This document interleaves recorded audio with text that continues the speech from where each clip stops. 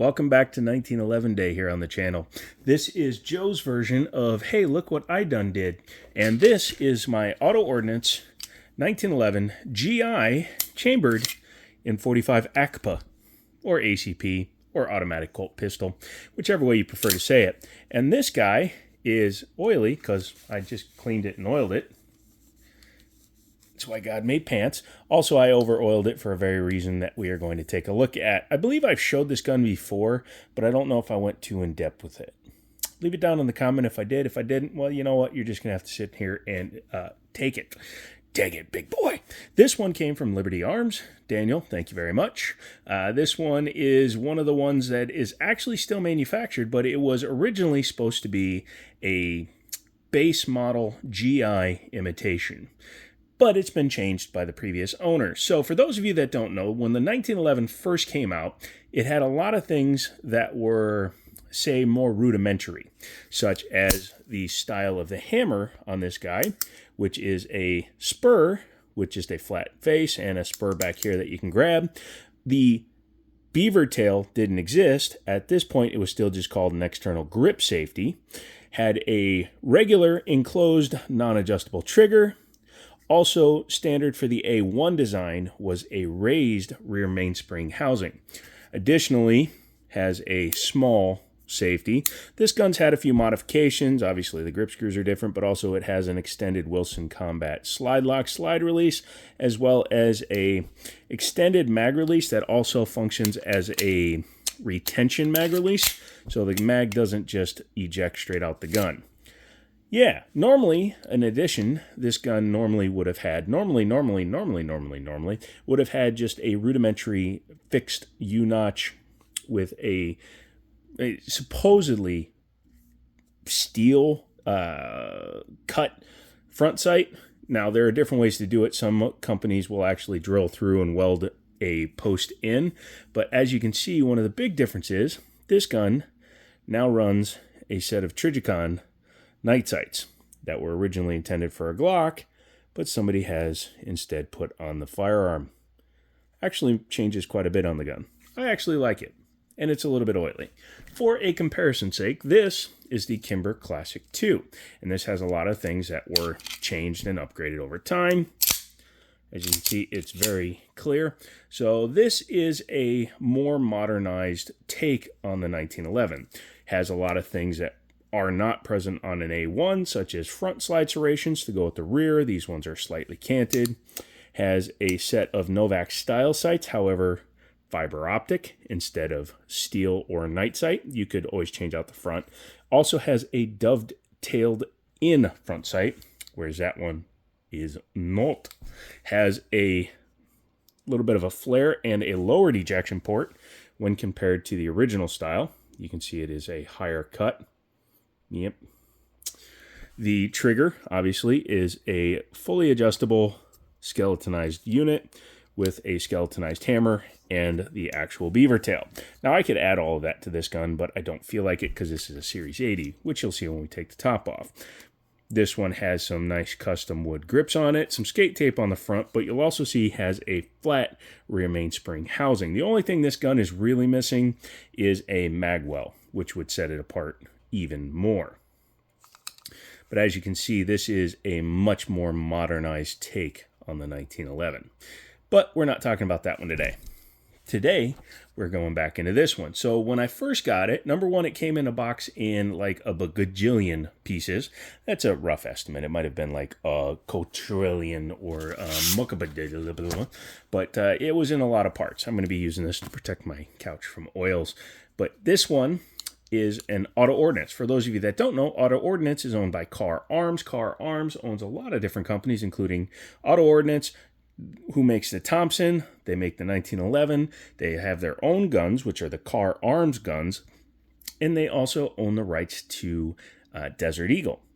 So, yes, Kahr Arms is a very prolific firearms conglomerate here in the United States. So this was designed to be a mil-spec GI plain Jane gun. Even has a lanyard. Isn't that cool? As such, it has a much more rudimentary feel normally until someone like me gets their hands on it, and then you can just You hear how smooth that is when you compare it to a $1,200 Kimber.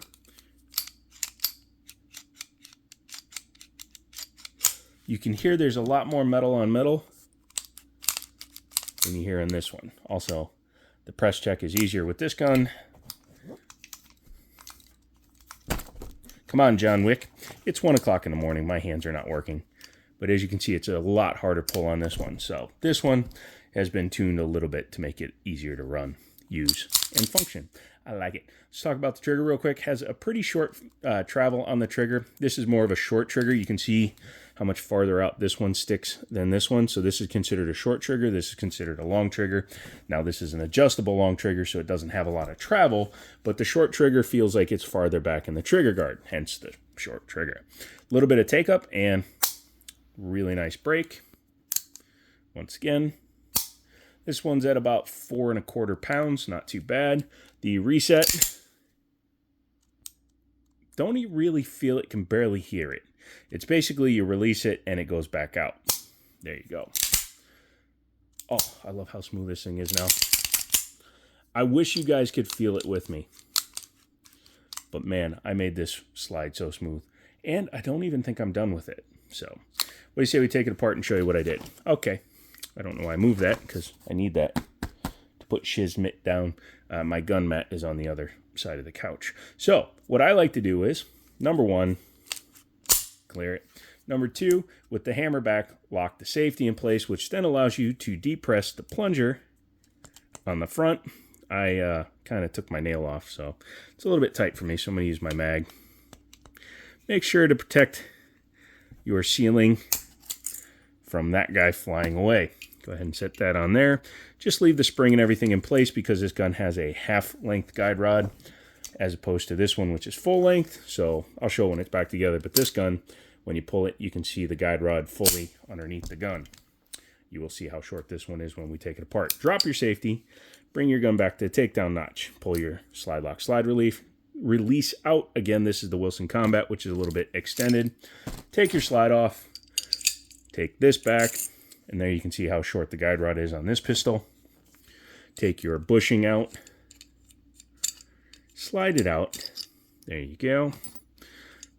Make sure the link is in the forward position so you can take your barrel out.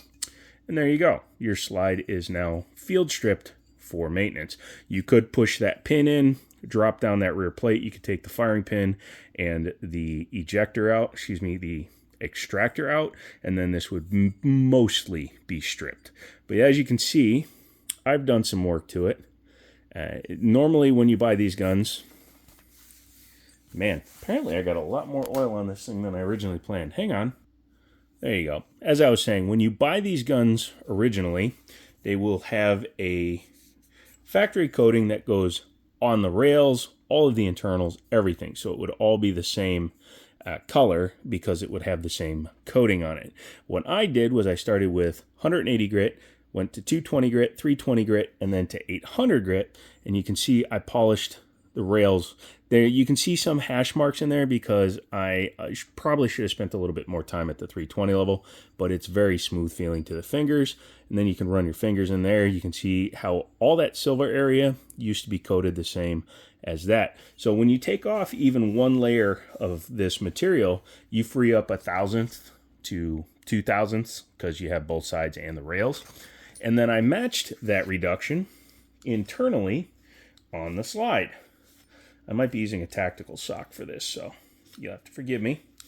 But this is where you can most clearly see what I did. So again, it was all finished in this same green, and then I took everything off, took my time, polished it all out, except for right in there, because honestly, that doesn't do shit for this gun. But I polished the feed ramp, well, what's of a truncated feed ramp, so the round can hit there depending on the mag you run into it, but the barrel sits right flush with it. So I also kind of matched it when I was polishing out the ramp on the barrel, the lip on the barrel, which functions as a ramp. But yes, so it's all taken down. You take all that off, and when you free up that extra 1/1000ths or 2/1000ths of an inch on your gun, you free it up a lot more to be much more reliable in terms of functionality when it gets dirty and other situations like that. So it's kind of the AK method of making a gun reliable. Just make it as rattly as possible, and you will have a gun that could potentially be reliable for a long time. Oh yeah, let me take this out real quick. So again, when I first got this sight was loose. The guy had drilled through the top of the slide to remove the old sight that was on there, and then installed a Glock sight, but he kind of boogered the inside of this thing. And the sight was loose, and it would flip up. You could just pull it out. So what I did was I used some JB Weld in a steel. There's all kinds of different kinds that you can get. And then I went ahead and polished it out. I really wish that you could feel how smooth that transition is. I literally took all the way down so it feels like a brand new piece of steel. Yeah, that thing actually is super smooth in there. So you can't even tell there's a transition, which means that it has no chance to rub on top of the barrel or anything, so it will stay in place and not knock the front sight out. Now, will that last in the long run? Who knows? I have to take it out shooting to really be able to tell. In order to put it back together, you can see that what I did not affect the notch for the front bushing. Because it's a half-length guide rod, I always leave the spring on it, insert it from the inside, run it back, make sure your link is in what would be the down position when the gun is reassembled. Again, my gun is over-oiled because lube is life. Go ahead and start your rails together. Oh, there we go. Bring it back until you see your takedown in the link, in the hole. I like to start the slide lock in, that way I can run it back a little bit and see if the slide is lined up correctly. And then you can bring it up, over, avoid the idiot mark. This one has a tight plunger, so you'll have to forgive me for a second. Get in there. It's not the original plunger, so it's a little bit tighter than it should be. Hang on one second. Many apologies and 1,000 camels to you and your loved ones. Go ahead and lock the safety back in once you get the slide lock slide release back in. Take your plunger.